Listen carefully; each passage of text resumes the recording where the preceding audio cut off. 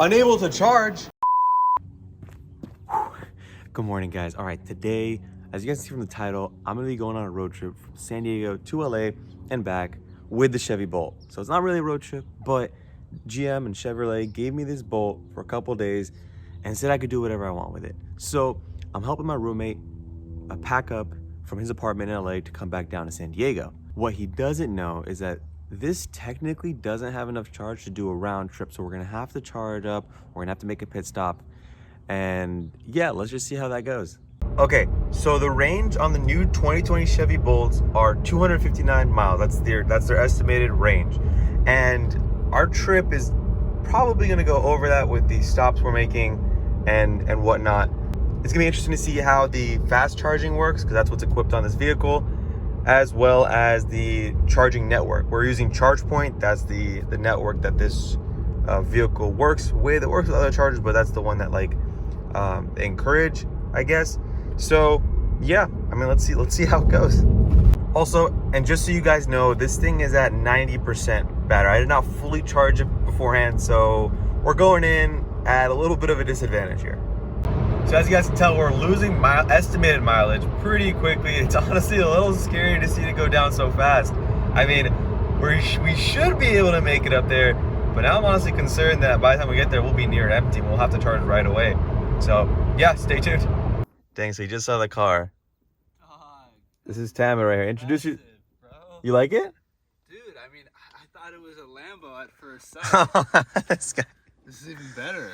I know, right? Nice, dude. Yeah, it's carbon fiber optics, you know. Even though it's white, it's not black. Yeah, it's unique. It's unique to this vehicle. So just wow. Get inside. This car to move me out of LA. Yeah, so. All right, so we have 127 miles till we get to our destination. If you look right here at the range, there's only worst case, that's the worst case estimate, is 159 miles. So I don't know if we're gonna make it, guys. This is actually kind of concerning. And we'll make it. We'll make it? I mean, he found out we might not make it, so. I honestly don't think so, but we'll find out. Stay tuned. Yeah, ready? Yo! All right, guys. I thought we were gonna run out of range by the time we got there because it was going down super fast, but we're actually doing pretty good. We have 58 miles left till we arrive at our destination, and we have worst case 82 miles. So that's assuming I drive very poorly and efficiently, but ideally would get around 100. So I think we'll make it, hopefully. Yeah, all right, so we're gonna launch it. We got a little less range than usual. We have 50 miles left, but the sad thing is when you have less range, it means like you have like a gas car, we have less fuel, and less weight. It's the same amount of weight, so your performance is gonna be the same regardless. So we're gonna see how this thing goes. Are there any cops here? There are no cops. Let's go. 3, 2, 1. Oh, we get some wheel chirp.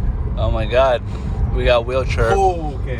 Does that mean like you ran over a bird or something? No. All right, guys, so we have 40 miles minimum left, 50 on average, and the max we get out of it is 57.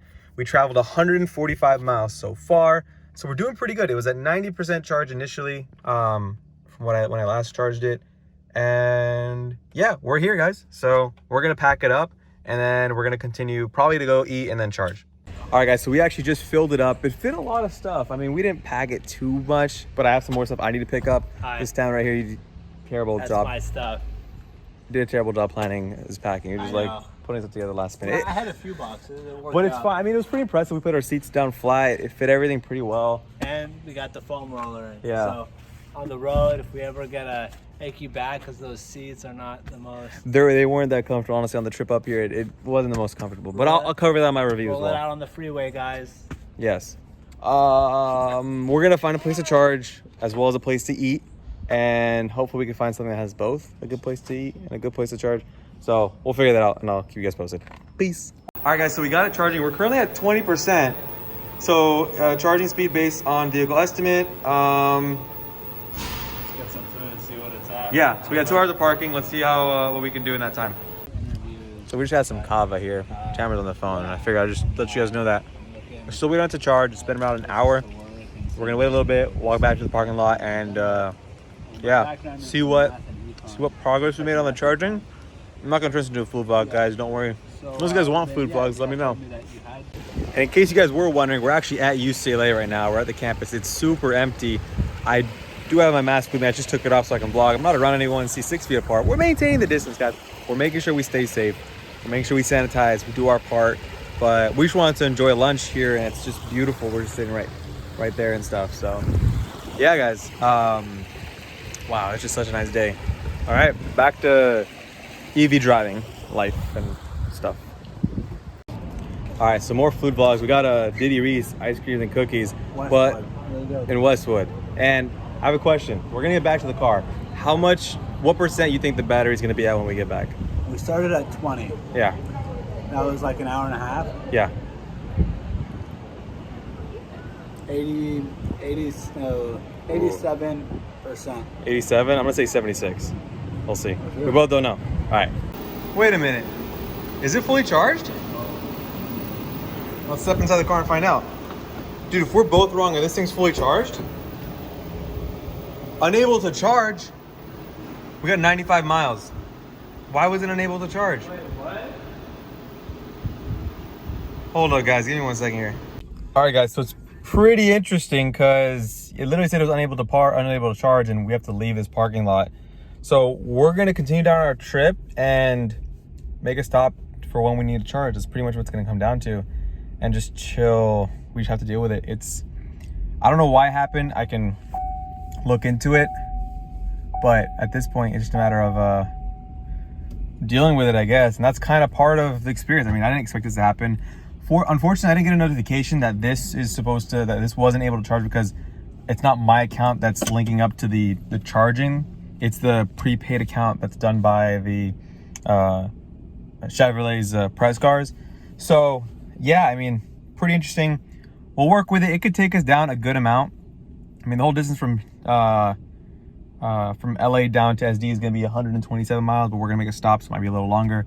So yeah, guys, we'll figure it out. We'll keep you guys posted, and peace. Yo, guys. All right, so you guys realize since there's so much stuff back here, we can't see behind us, right? But there's a camera and you can flip it. I thought that was a super cool feature. I don't know. It's on other cars, I know, but I like it. All right, bye. All right, so we arrived at a place that's a little more familiar. I've actually used one of these before and tested it out, so I'm pretty familiar with it. Unavailable. Get notified when... wait, what? Authorizing? I'm actually really concerned right now. Wait, it says available. I'm confused, but we'll try it, guys. Hopefully this works. If not, this is gonna be a very unpleasant experience here, so we got an orange.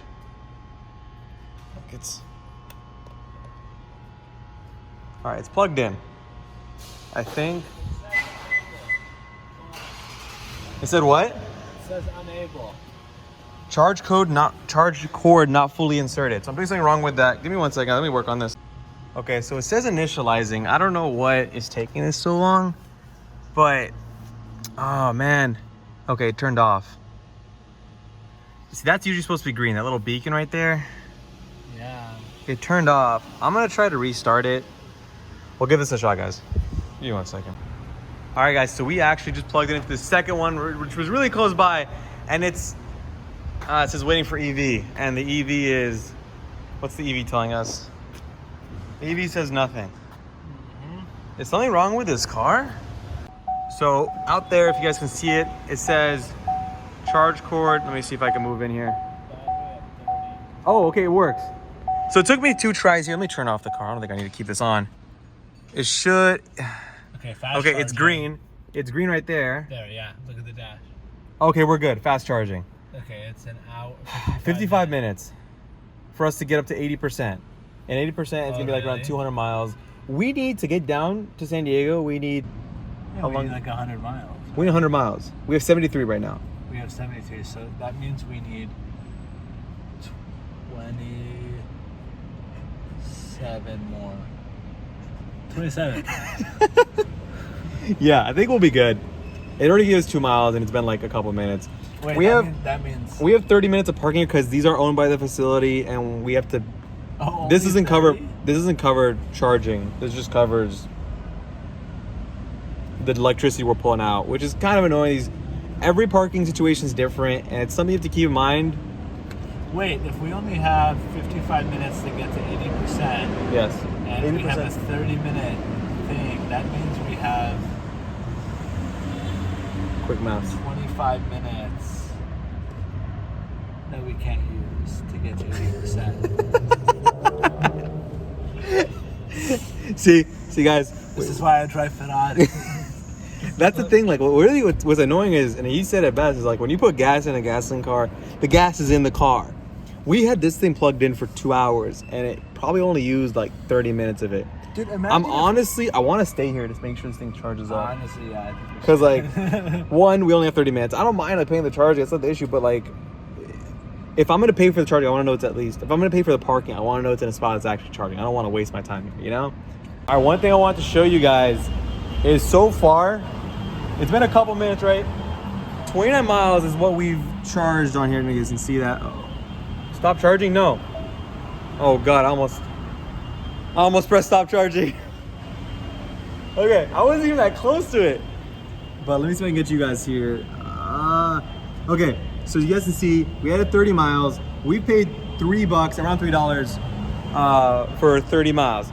So let's say a car that gets 1 gallon and has a 30 mile per gallon rating, right? And assuming you drive perfectly at 30 miles per gallon, 1 gallon can get you 30 miles.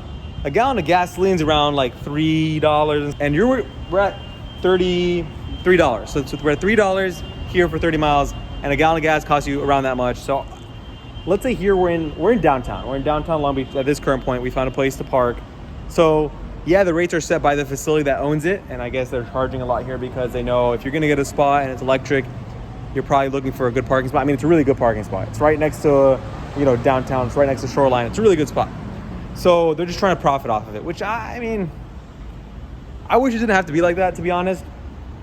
I wish there were controlled rates. And yeah, but I mean, fortunately, this is all covered by the press car, like I said earlier. But, I mean, man, we're at 33 miles. We could technically get back to San Diego with the amount of range we have. We have 110 miles, which is actually really good. 110. Our ticket shows, what time are we at right now? 30 Yeah. we came in? 32. Okay. So it's been 18 minutes. Yeah. It's been 18 minutes. Probably around 25. So like in 7 minutes we'll dip. Because I think we'll be good to go back. Yeah. At this rate, 111. It's going up like every couple of seconds. So we got an 80-mile trip ahead of us, and we have 147 miles of range. That's what we just charged it up to in the span of 25 minutes, which was actually impressive. We doubled our miles. We came in at 76, excuse me, and we came out with 147, which is not a double exactly, but we got a good amount of miles on the car in that short amount of time. So the fast charging is fast. I think it's the reliability of the infrastructure that's more concerning as opposed to the technology of the charging. So yeah, let's see how we go.